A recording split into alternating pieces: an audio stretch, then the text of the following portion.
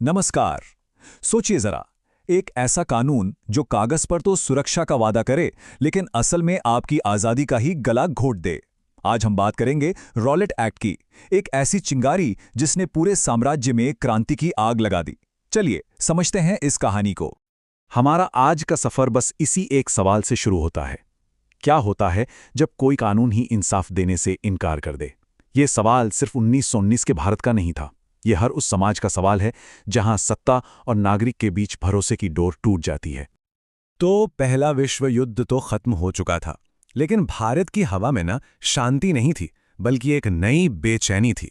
राष्ट्रवाद की आग धीरे धीरे सुलग रही थी और ब्रिटिश साम्राज्य को अपनी जमीन पैरों के नीचे से खिसकती हुई महसूस हो रही थी। वो अपनी पकड़ बनाए रखने के लिए कुछ भी करने को तैयार थे, और बस इसी टकराव से एक बड़ा तूफान उठने वाला था।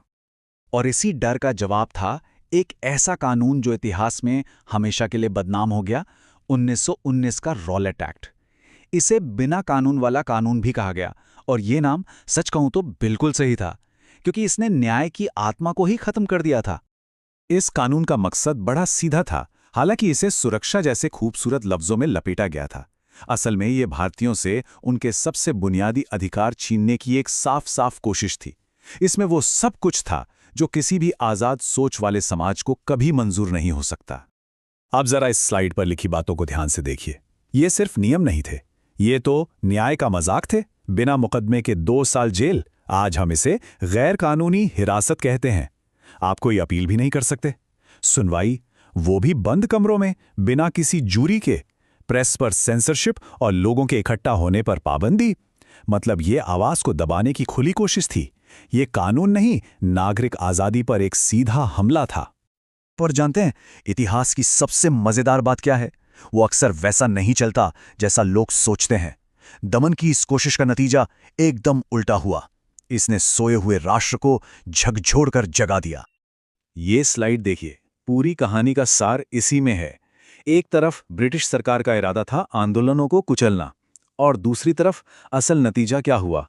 पूरा भारत एकजुट हो गया। सोचिए जरा, जो कानून लोगों को तोड़ने के लिए बनाया गया, वही उन्हें जोड़ने की सबसे बड़ी वजह बन गया। कमाल की बात है ना? और इसी उबलते माहौल में एक नई आवाज गूंजी, महात्मा गांधी की। उन्होंने एक ऐसे आंदोलन का ऐलान किया जैसा भारत ने पहले कभी नहीं देखा था, एक राष्ट्रव्यापी अहिंसक सत्याग्रह। ये पहली बार था जब पूरा देश बिना किसी हथियार के, सिर्फ अपनी हिम्मत के दम पर एक जालिम कानून के खिलाफ खड़ा हो रहा था। लेकिन शांति का ये रास्ता खून से लाल होने वाला था। विरोध का ये दिया एक ऐसी आंधी से बुझने वाला था जिसकी टीस आज भी महसूस होती है। तनाव अपने चरम पर था, और एक ऐसी त्रासदी होने वाली थी जो इतिहास का रुख हमेशा हमेशा के लिए बदल देती। तो चलिए इस टाइमलाइन पर देखते हैं कि अमृतसर में हालात कैसे बिगड़ते चले गए। अप्रैल की शुरुआत में सत्याग्रह की लहर फैली। 10 अप्रैल आते आते शहर में दंगे भड़क चुके थे। और फिर आई वो तारीख, 13 अप्रैल, बैसाखी का दिन था। जलियांवाला बाग में हजारों लोग शांति से इकट्ठा हुए थे। उन्हें क्या पता था कि कुछ ही पलों में ये शांति चीखों में बदलने वाली है। जलियांवाला बाग सिर्फ एक हत्याकांड नहीं था, ये भारतीय स्वतंत्रता आंदोलन के लिए वो मोड़ था जहां से वापसी का कोई रास्ता नहीं था। इस दिन के बाद अंग्रेजों और भारतीयों के बीच भरोसे का हर धागा टूट गया। ये एक ऐसा जख्म था जिसने गुस्से को एक ऐसी आग में बदल दिया जो फिर कभी नहीं बुझी।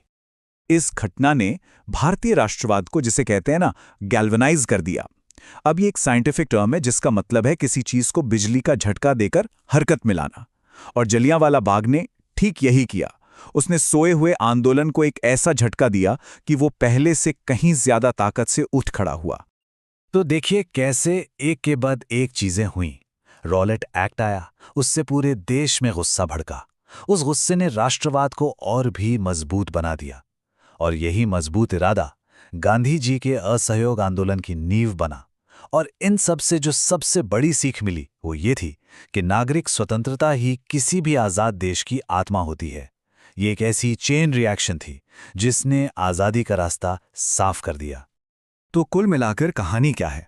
यही कि जो कानून आजादी की लड़ाई को कुचलने के लिए बनाया गया था, आखिर में वही उसका सबसे बड़ा ईंधन बन गया।